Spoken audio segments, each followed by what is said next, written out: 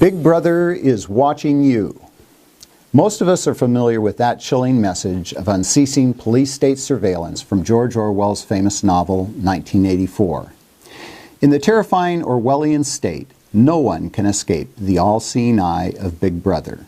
Privacy does not exist, not even inside one's own home, or even inside one's own mind. All of one's words, actions, facial expressions, even thoughts are constantly monitored through electronic surveillance. Revelations over the past several years regarding government data mining and widespread warrantless searches of emails, cell phones, social media, and the internet traffic by the NSA, FBI, and other federal agencies have shown that this Orwellian feature of totalitarian repression is already a very real and imminent danger to our liberty. Now, imagine if we were to kick this abuse up a few notches by turning over control of the internet to the United Nations. This is an outfit, remember, that has none of the checks and balances or mechanisms of accountability that are built into our United States Constitution. Many of the member nations of the UN are totalitarian regimes that already employ Orwellian surveillance, censorship, and repression to the limits of their technological capabilities. Yet, as insane as it may seem, the ruling powers here in the United States are preparing to turn over the internet, which was invented and built here in the U.S., to the UN. This may sound extreme, but since 2006, the United Nations has been discussing the future of the internet through their Internet Governance Forums, one of the latest being hosted by the government of Turkey in Istanbul.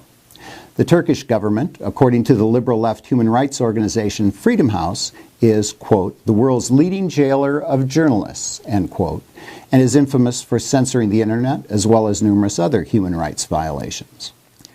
Opportunely, the person who oversaw the Istanbul meeting was Wu Hongbo, Undersecretary General of the UN's Department of Economic and Social Affairs. Comrade Hongbo, besides representing the UN, ultimately answers to his real bosses in Beijing, the leaders of the Communist Party of China. The Communist Beijing regime, of course, is notorious for brutal repression of all human rights, including rigid censorship and aggressive policing of the internet. Undersecretary General Hongbo issued the UN's official invitation for the Istanbul confab, quote, on behalf of the Secretary General of the United Nations, Ban Ki-moon. Hongbo was in Istanbul joined by fellow Communist Party comrades who attended as official participants, as well as members of the IGF's multi-stakeholder advisory group. China's representation included Professor Ling Gao of the Chinese Academy of Social Sciences, Li Xiaodong, CEO of CNNIC, China Internet Network Information Center, which is an agency of China's Ministry of Information, and Cheng Hongbing, China's permanent representative to the UN office in Geneva, Switzerland.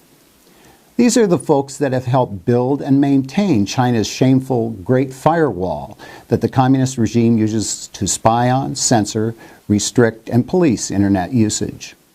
Among those representing Vladimir Putin and the Kremlin at the IGF Istanbul were Robert Alexandrovich Schlegel, a member of Russia's parliament, the State Duma.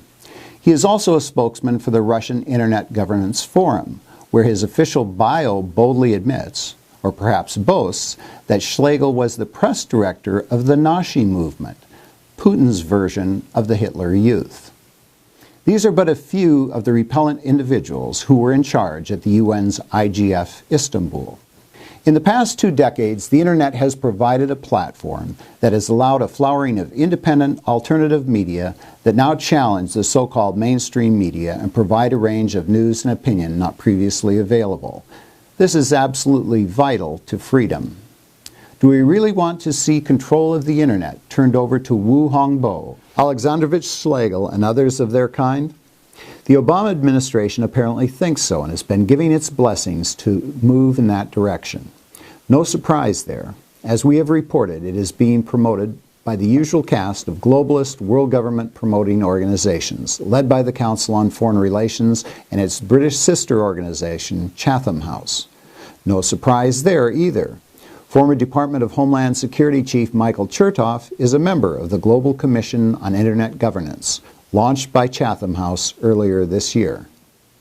The Obama administration has already begun the phased transfer of Internet control to a vague and uncertain governance structure that has been set up as an innocent-appearing transition platform that ultimately is set for transfer to UN control. Do you value your freedom? Do you want censorship or Big Brother watching your every move? Have you contacted your congressmen and senators to let them know that you want them to oppose global governance of the Internet by the United Nations?